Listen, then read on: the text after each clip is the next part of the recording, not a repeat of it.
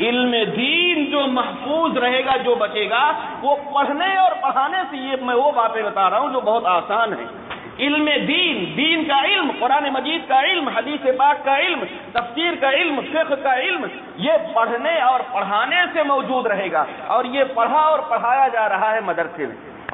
اور تقوی موجود رہے گا اللہ والوں سے اور خانقاہوں سے، اور پورا دین اور پورا اسلام جو محفوظ رہے گا ان لوگوں کے ذریعے جو اللہ کی راہ میں لڑتے ہیں، جو اپنے جان کی بازی لگاتے ہیں، اپنا خون پیش کرتے ہیں، اپنے جسم کے ٹکڑے کراتے ہیں، اپنی بیویوں کو یتیم کرتے ہیں، اپنی بیویوں کو بیوہ کرتے ہیں، اپنے بچوں کو یتیم کرتے ہیں، گھر کو خیر آباد کہتے ہیں، ان کے ذریعے پورا دین محفوظ رہتا ہے اور پورا اسلام محفوظ رہتا ہے۔ اس وجہ سے کہ ان سے ساری دنیا ڈرتی، ان سے ساری دنیا ڈرتی۔ اور یہ جماعت تینوں چیز کی مخالف، یہ جماعت تینوں چیز کی مخالف ہے، مدرسے کی بھی مخالف ہے تاکہ علم دین محفوظ نہ رہے، اور خانقاہ کی مخالف ہے تاکہ یہ تقوی اور پرہیزگاری موجود نہ رہے، اور اس کام کی مخالف ہے تاکہ ساری طاقت ختم ہو جائے۔ روز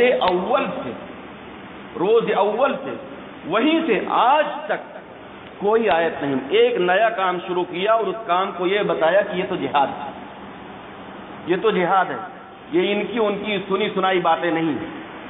مولانا الیاس رحمۃ اللہ علیہ نے یہ تصور قائم کیا ہے کہ یہ بعض حیثیات سے جہاد سے بھی افضل ہے، یہ ملفوظات میں لکھا ہوا ہے، یہ ان کے ملفوظات میں لکھا ہوا ہے۔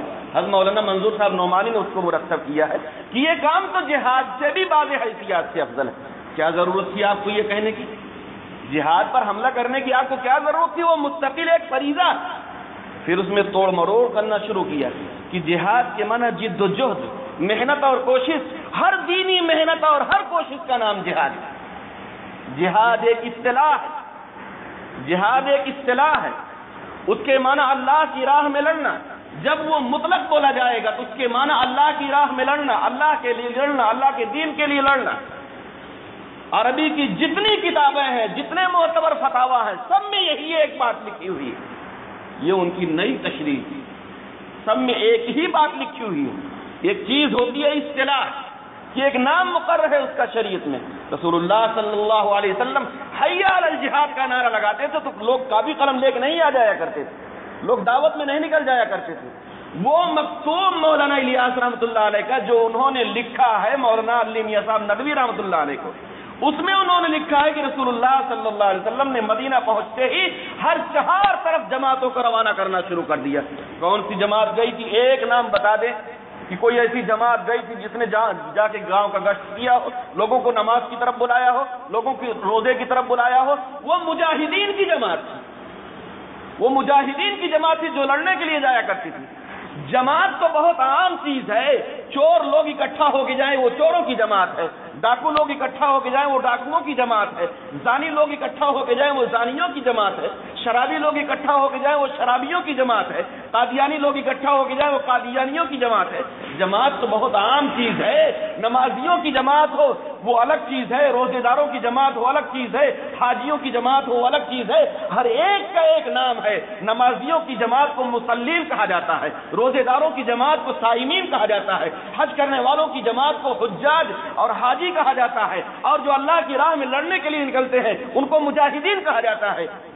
تو اس میں تحریف اس لیے کیا، مجاہدین کو جماعت سے تعبیر کیا تاکہ ہماری جماعت کا رشتہ وہاں سے جڑ جائے اور لوگ یہ سمجھیں کہ وہ کام جو کرتے تھے صحابہ وہ یہی کام ہے۔ خدا کی قسم یہ کہنا کہ یہ وہی کام ہے جو اللہ کے رسول نے کیا یا صحابہ نے کیا، یہ نبیوں والا کام ہے یا صحابہ والا کام ہے، یہ جھوٹ ہے، دھوکہ۔ کوئی ثابت نہیں کر سکتا، کوئی بھی عالم دین کی یہ صحیح، یہ جھوٹ اور دھوکہ۔ اتنا بڑا دھوکہ کیوں دیا گیا؟ مجاہدین کو مجاہد کہتے جماعت سے کیوں تعبیر کیے؟ لیکن عجیب عجیب باتیں اسی ملفوظ میں، ملفوظات مولانا الیاس رحمۃ اللہ علیہ یہاں لے کے آیا ہوں، کوئی دیکھنا چاہے گا تو کتاب کی فوٹو کاپی دے دوں گا، اس میں لکھا ہوا ہے بندہ میرے نزدیک یہ تبلیغ جو کر رہے ہیں، شریعت، طریقت، حقیقت تینوں کو علی الاتم جامع۔ یہ آج کے لوگ نہیں کہہ رہے ہیں کہ خانقاہ مت جاؤ، مدرسہ مت جاؤ، جب آپ کے حضرت نے بتا دیا کہ یہ تبلیغ شریعت، طریقت، حقیقت تینوں کو علی الاتم جامع ہے، سب اس میں مل جائے گا تو آدمی مدرسہ کیا لینے جائے گا، خانقاہ لینے کیا جائے گا؟ جماعت والوں نے ایک ولی دیا ہو تو ہمیں بتا دیں، جو مدرسے کا پڑھا ہوا نہ ہو، خانقاہ میں وقت نہ لگایا ہو، ایک ولی ہم کو پیش کر دیں۔ اس 70 سالہ 75 سالہ زمانے میں یا 100 سالہ زمانے میں ایک ولی کا نام پیش کر دیں، اور ایک عالم پیش کر دیں جس نے مدرسے میں نہ پڑھا ہو۔ میں کہتا ہوں کہ تنے تنہا ایک عالم ہو، پوری دنیا یہودیت اور کفر سے بھری ہو، اور ادھر سے سب لوگ اعتراض کریں، ایک عالم دین جواب دینے کے لیے کافی ہے اور سب کا منہ بند کرنے کے لیے کافی ہے۔ اور سارے جماعتی دنیا میں موجود ہوں، اس میں سے علماء کو الگ کر لیا جائے، خانقاہ کو الگ کر لیا جائے، تو ایک یہودی اعتراض کر کے اس آدمی کو بے دین، گمراہ اور کافر کا قرار دینے کے لیے کافی ہو جائے گا۔ بہت بڑا فرق ہے۔ علماء کرام نے جو خدمات پیش کی، جن کے ذریعے سے آج دین باقی ہے، محفوظ ہے، اس کا چرچا ختم کر دیا گیا۔ خانقاہوں کے ذریعے جو کام ہوا، خواجہ معین الدین چشتی اجمیری رحمۃ اللہ علیہ کے ہاتھ پر 99 لاکھ لوگوں نے اسلام قبول کیا، اس کا چرچا نہیں ہوا۔ چرچا اس بات کا کہ جماعت کا کام بہت بڑا ہے، بہت فائدہ، بہت برکات، 15 صدی میں اس طرح کی کوئی جماعت نہیں تھی جس کے ذریعے اتنا کام ہوا۔ یہ جھوٹ ہے اور دھوکہ۔ دین اگر محفوظ ہے تو مدارس کے ذریعے محفوظ ہے، تقویٰ اگر محفوظ ہے تو خانقاہوں کے ذریعے محفوظ ہے۔ اگر آج یہ مدرسہ نہ ہوتا اور یہ خانقاہ نہ ہوتی تو دین کا پورا نظام درہم برہم ہو گیا ہوتا۔ ان الدین عند اللہ الاسلام، یقیناً اللہ کے نزدیک جو قبول ہوگا وہ دین اسلام۔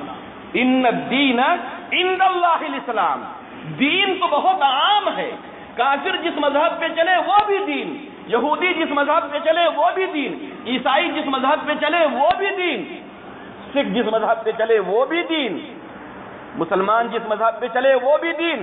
کون سا دین اللہ کے ہاں قبول ہوگا؟ الاسلام۔ الاسلام قرآن مجید کہہ رہا ہے ان الدین عند اللہ الاسلام ومن یبتغی غیر الاسلام دینا فلن یقبل منہ ومن یبتغی غیر الاسلام، دین اسلام سے جو ذرا سا بھی ہٹ گیا فلن یقبل منہ، اللہ کے یہاں قبول نہیں کیا جائے گا، وہو فی الآخرۃ من الخاسرین۔ ان الدین عند اللہ الاسلام ومن یبتغی غیر الاسلام دینا فلن یقبل منہ وہو فی الآخرۃ من الخاسرین۔ اليوم اکملت لکم دینکم واتممت علیکم نعمتی ورضیت لکم الاسلام دینا، تمہارے لیے دین اسلام سے میں راضی ہو گیا۔ ایک جگہ کوئی بتا دے کہ اللہ نے یہ کہا ہو کہ میں تمہارے صرف دین سے راضی ہو گیا، دین اسلام سے راضی ہو گیا۔ نماز ختم ہوتے ہی دوستو بزرگوں رکو، دین کی بات ہوگی۔ کہیں سنا آپ نے اسلام کی بات ہوگی؟ کہیں آپ لوگوں نے سنا اسلام کی بات ہوگی؟ دین کی بات ہوگی، دین کی بات ہوگی۔ ارے جاہل کو خود خبر نہیں دین کی بات کیا بتائے گا، وہ کیا کرے گا؟ علماء موجود ہیں، مفتیان موجود ہیں، محدثین موجود ہیں، ایک عام آدمی، ان پڑھ آدمی کھڑے ہو جاتا ہے بیان کرنے کے لیے، جمعہ میں بیان کرنے کے لیے کھڑا ہو جاتا ہے، کیا بیان کرے گا؟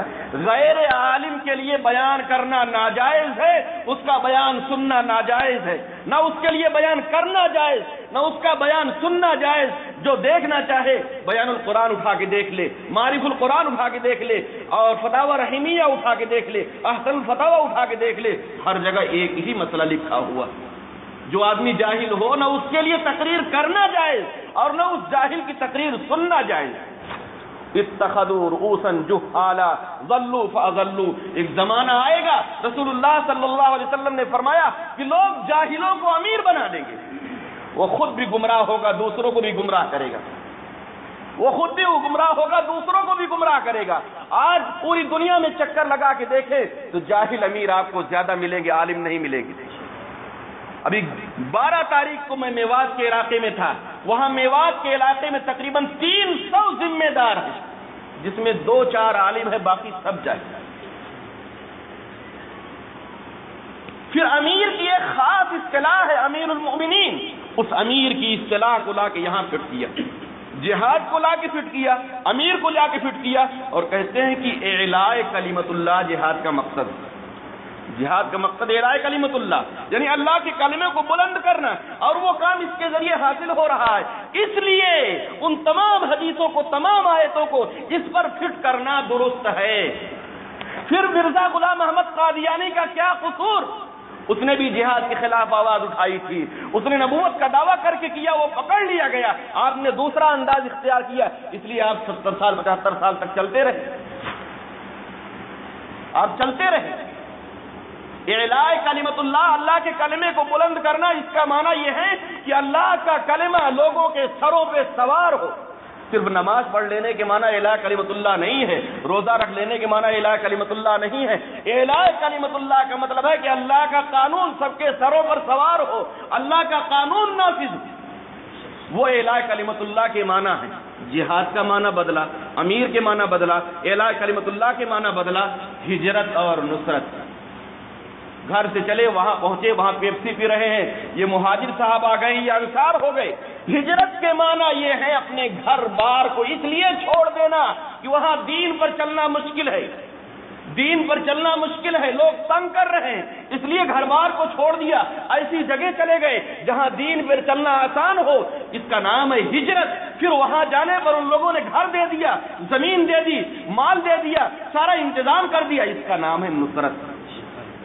اس ہجرت اور نصرت کو لا کے یہاں بیٹھیا، پورا حملہ جہاد کے اوپر، یہ سازش کے سوا کچھ اور نہیں۔ ممکن ہے بعض لوگ غلط فہمی کی بنیاد پر شکار ہو گئے ہوں، لیکن بہت سے ایسے ہوں گے جنہوں نے جان بوجھ کے اس میں ہاتھ لگایا ہوگا۔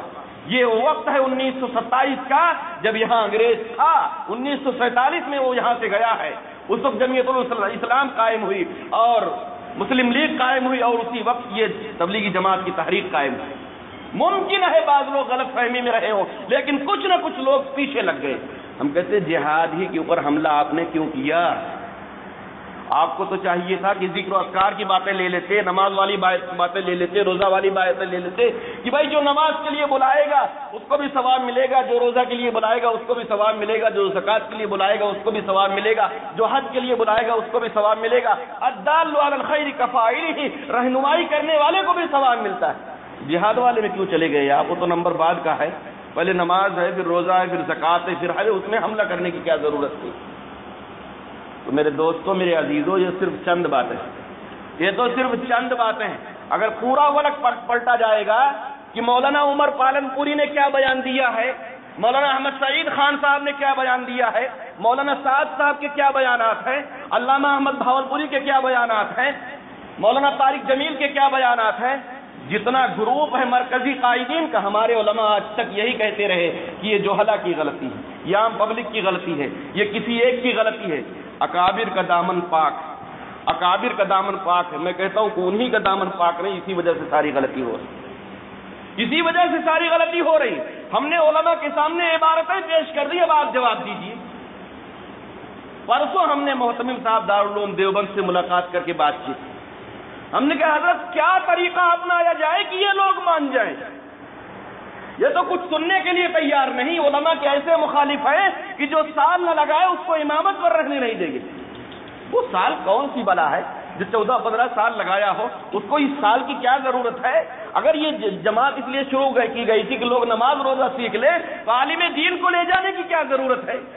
وہ آدمی بیچارہ جس کی بیوی حاملہ ہے اور پریشان ہے، اسپتال میں چلا جا رہا ہے، اس کو بھی زبردستی کھینچ کے اس کو اللہ کے بھروسے چھوڑو اور چلو تم جماعت۔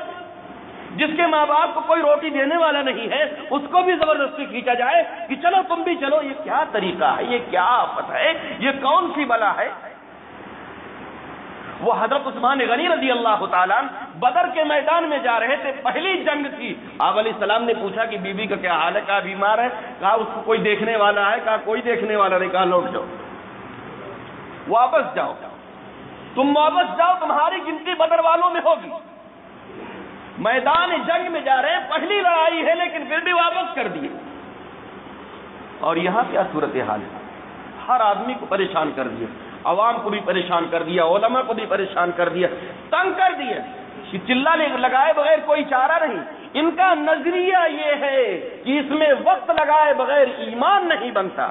جتنے علماء نے وقت نہیں لگایا ان کا ایمان نہیں بنا ہے، گمراہ۔ کہتے ہیں یہ کشتی نوح ہے، جو اس میں سوار ہوگا وہ محفوظ ہو جائے گا۔ یہ کس کی عبارت ہے؟ آج والوں کی نہیں ہے، ارشادات مکتوبات میں لکھی ہوئی۔ یہ کشتی نوح ہے، جو اس میں سوار ہوگا وہ محفوظ ہو جائے گا۔ کشتی نوح بنانے کا حق پیغمبر کو ہے کہ آپ کو؟ کشتی نوح بنانے کا حق آپ کو ہے کہ پیغمبر کو؟ جب آپ نے کہہ دیا جو اس میں سوار ہوگا وہ محفوظ ہو جائے گا، جو نہیں سوار ہو رہا اس کو لوگوں نے غیر محفوظ کر دیا۔ بہت عجیب عجیب باتیں ہیں۔ محتمم صاحب سے بات چیت ہوئی، میں نے کہا حضرت کیسے روکا جائے، کیسے سمجھایا جائے؟ آپ سے پوچھتا ہوں کہ اگر آپ روزہ رکھیں عصر کی نماز تک، صبح سے روزہ رکھا آپ نے، عصر کے وقت کھا لیا، آپ کا روزہ صحیح ہوگا؟ کیوں؟ تھوڑا سا گھٹا دیا آپ نے۔ اور مغرب تک روزہ رکھے تو بھی غلطی، گھٹانا بھی غلطی، بڑھانا بھی غلطی۔ اسی کا نام افراط و تفریط ہے، اسی کا نام بدعت و الحاد ہے۔ نہ کمی کی اجازت ہے، نہ کم کرنے کی اجازت ہے، نہ بڑھانے کی اجازت ہے۔ اسلام حدود کا نام ہے، اعتدال کا نام ہے، درمیانی راہ کا نام ہے۔ اگر آپ کام کر رہے تھے، آپ صحیح راہ پر چلتے ہیں، صحیح بات کہتے، ہمیں کوئی اشکال نہ ہوتا، ہمیں کوئی اعتراض نہ ہوتا، لیکن اس کو اتنا بڑھایا، اتنا بڑھایا، اتنا بڑھایا کہ ساری عبادتوں کے اوپر کر دیا۔ مولانا الیاس رحمۃ اللہ علیہ نے یہاں تک لکھ دیا کہ اللہ کی رحمت اگر متوجہ ہو سکتی ہے تو اسی کام کے ذریعے ہو سکتی ہے۔ یہ مکتوب میں اور اللہ کا غضب میں دیکھ رہا ہوں کہ اتر رہا ہے، اللہ کا غضب میں دیکھ رہا ہوں کہ اللہ کا غضب اتر رہا ہے۔ شاید کوئی مولانا الیاس رحمۃ اللہ علیہ کا نام لے کے بیان نہ کرے، میں ان کو گالی نہیں دے رہا ہوں، لیکن جو ان کی بات شریعت کے خلاف ہے ہمیں برداشت کر۔ میں بھی رحمۃ اللہ علیہ کہہ رہا ہوں، لکھتے ہیں کہ اس آگ کا پانی اس تحریک کے سوا کچھ نہیں۔ اللہ کی طرف سے جو آگ، جو غضب آنے والا، اس آگ کا پانی اس تحریک کے سوا کچھ نہیں۔ تو یہ غلو اور مقام سے بڑھانا اسی دور سے ہے، یہ آج سے نہیں۔ ہاں یہ بات ہے کہ اس وقت کم تھا، اس کا شور شغابہ کم تھا، آج زیادہ ہو گیا، دن بدن اس میں ترقی ہو رہی ہے۔ ہر جگہ باتوں کو الٹ کر، توڑ مروڑ کر پیش کیا جا رہا ہے، یہ چند باتیں میں نے آپ حضرات کو بتائی ہیں۔ اگر آپ لوگ دین پر باقی رہنا چاہتے ہیں تو علماء کے ساتھ رہنا ہوگا اور خانقاہوں کے ساتھ رہنا ہوگا، اور جن کو دین پر نہیں رہنا ہے پھر اس کا کوئی علاج نہیں، وہ جہاں چاہے چلا جائے۔ جس کو دین پر رہنا ہے اس کو مدرسے اور علماء کے ساتھ جڑ کے رہنا ہوگا، خانقاہ اور اللہ والوں کے ساتھ جڑ کے رہنا پڑے گا، اور جو اس سے الگ ہوگا وہ کٹے گا۔ تو علماء کرام کے علاوہ کوئی اور صحیح راہ بتانے والا نہیں۔ العلماء ورثۃ الانبیاء، نہ ڈاکٹر، نہ پروفیسر، نہ انجینئر، کوئی وارث نہیں۔ اس راہ کا کوئی ڈرائیور نہیں ہے، اس راہ کا کوئی انجن نہیں ہے، اگر ہے کوئی تو وہ عالم دین، وہ عالم دین ہے۔ انما یخشی اللہ من عبادہ العلماء، اور عالم دین وہ عالم ہے جو اللہ سے ڈرے، یعنی عالم بھی ہو، متقی بھی ہو، عالم بھی ہو، باعمل بھی ہو، عالم بھی ہو، بد نظری سے بچتا بھی ہو، عالم بھی ہو، چوری سے بچتا بھی ہو، عالم بھی ہو، جھوٹ سے بچتا بھی ہو، عالم بھی ہو، دھوکہ سے بچتا بھی ہو، عالم بھی ہو، جانکار بھی ہو، صحیح باتوں پر عمل بھی کرے، اپنے علم کے موافق عمل بھی کرے۔ تو میرے دوستوں، میرے عزیزوں، یہ چند باتیں بے ساختہ نکل گئی، میں نے آپ حضرات کو بتا دیا۔ میں آپ لوگوں سے تو یہ کہنے کے لیے نہیں آیا تھا، لیکن بس بات آ گئی، میں نے بات کہہ دی۔ میں علماء کرام سے براہ راست مل کے بات کر رہا ہوں، ان کو کتابیں وہ دکھا رہا ہوں جن کتابوں میں سب لکھا ہوا۔ وہ کہہ رہے ہیں کہ ہمیں تو کچھ خبر ہی نہیں، ہم نے تو اس کو دیکھا ہی نہیں کبھی، ہمیں پتہ ہی نہیں تھا کہ یہ سب اس کے اندر ہے۔ غفلت میں، محبت میں، عقیدت میں کوئی کام چل پڑا تو چل پڑا، اس کے فائدے پر میں آپ کو ایک بات بتا دوں، اس کے فائدے گنوائے جا رہے ہیں۔ فائدوں میں فرق ہوتا ہے۔ رسول اللہ صلی اللہ علیہ وسلم نے ارشاد فرمایا کہ عالم دین کی مثال سارے ستاروں کے بیچ میں ایسی ہے، ستارے انگنت ہیں، ستاروں کو کوئی گن نہیں سکتا، لیکن عالم دین کی مثال اس میں ایسی ہے جیسے 14ویں کا چاند۔ سارے ستارے مل کر راستہ نہیں دکھا سکتے ہیں رات کو، لیکن ایک 14ویں کا چاند اکیلے راستہ بتا دیتا ہے، رات میں وہ پوری دنیا کو اجالا کر دیتا ہے، لوگ اس میں چلتے ہیں۔ تو عالم دین کا جو فائدہ ہے، عالم دین نے ایک عالم کو تیار کیا، وہ ان کروڑوں اربوں خربوں جماعتی لوگوں سے بہتر ہے۔ اللہ کے یہاں گنتی نہیں ہوگی، تولا جائے گا، عمل کو اللہ کے یہاں وزن کیا جائے گا۔ گنتی رسول اللہ صلی اللہ علیہ وسلم کی عمر شریف 63 برس کی ہے۔ اگر گنتی شروع ہوئی، کوئی کہے گا کہ میں تو 100 برس کا ہوں، میرا رکوع سجدہ زیادہ ہو گیا، لیکن کروڑوں اربوں خربوں سجدے ایک طرف اور نبی کا ایک سجدہ ایک طرف۔ اللہ کے یہاں وزن ہوگا، ایک طرف 5 کروڑ بھوسا رکھ دیجئے، ایک طرف 10 کلو کا بٹخرا رکھ دیجئے۔ تو عالم دین کا کام یہ بٹخرا ہے، یہ وزن ہے، اللہ کے یہاں وزن کیا جائے گا۔ اس کا راگ لوگ الاپ رہے کہ یہ کر دیا، وہ کر دیا، وہ کر دیا۔ عالم دین نے جو کیا وہ کسی نے نہیں کیا۔ صحابہ کے بعد، انبیاء کے بعد، تابعین کے بعد عالم دین نے جو کیا وہ کسی نے نہیں کیا، اور نہ کوئی کر سکتا ہے۔ اور دین محفوظ رہے گا تو عالم دین ہی کے ذریعے محفوظ رہے گا۔ میرے دوستو، میرے عزیزو، اس بات کو سمجھنے کی ضرورت ہے، جوش میں نہیں، جذبات میں نہیں۔ میں جو بات کہہ رہا ہوں مجھ سے جو جہاں چاہے وہاں اس کا حوالہ لے لے۔ ہم سارے حوالے رکھتے ہیں کہ جو چاہے ان باتوں کا حوالہ لے، پیچھے کتابوں میں اور آج کل کی کتابوں میں سب دکھانے کے لیے تیار رہیں، اور ہم جا کے بات کرنے کے لیے تیار ہیں کہ ہم سے بات کریں، اپنی بات بتائیں، اور صحیح جو دلائل ہے اس کو سن۔ عجیب بات ہے، کہتے ہیں کہ یہ کام فرض عین، یہ کام فرض عین ہے۔ فرض عین تو وہ کام ہوتا جسے اللہ کہے یا پیغمبر کہے۔ فرض عین تو وہ، جہاد بھی فرض عین نہیں، کبھی کبھی فرض عین ہوتا ہے، کبھی کبھی بعض حالات میں فرض عین ہوتا ہے، ورنہ وہ بھی فرض کفایہ ہے۔ نماز جنازہ فرض کفایہ ہے، علم دین حاصل کرنا فرض عین ہے، نماز پڑھنا فرض عین ہے، روزہ رکھنا فرض عین ہے۔ فرض عین کا مطلب ہوتا ہے کہ ہر آدمی کرے۔ کام آپ نے شروع کیا اور کہتے ہیں کہ فرض عین ہے۔ 15 صدی کے بعد فرض عین ہوا۔ یہ 1500 سال تک جتنے لوگ تھے اس فرض عین کے تارک ہوئے، فرض عین کو چھوڑنے والا تو گناہ کبیرہ کا مرتکب ہوتا ہے۔ کرے فرض عین، انفروا خفافا وثقالا، وہ آیت پڑھتے ہیں جو غزوہ تبوک میں نازل ہوئی، جس میں یہ آرڈر ہوا تھا کہ کوئی کسی بھی حال میں وہ غزوہ تبوک کے لیے نکلے، اس لیے کہ سب سے بڑی جنگ یہ ہے، اس لیے اس میں نکلو۔ اس کو یہاں لا کے فٹ کرتے، جنگ کرنے جا رہے، جا کے مچھردانی میں سوئیں گے، پیپسی کو کولا پیئیں گے، بڑھیا کھائیں گے، اور وہاں نہیں جائیں گے جہاں کھانے کا اچھا انتظام نہ ہو، اور کہتے ہیں یہ جنگ ہے۔ نعوذ باللہ من ذالک۔ اللہ تعالی ہم سب کو سمجھ نصیب فرمائے اور سنت و شریعت پر چلنے کی توفیق عطا فرمائے، صحیح فہم نصیب فرمائے، اور دین حق پر، دین اسلام پر برقرار رکھے۔ وآخر دعوانا الحمدللہ رب العالمین۔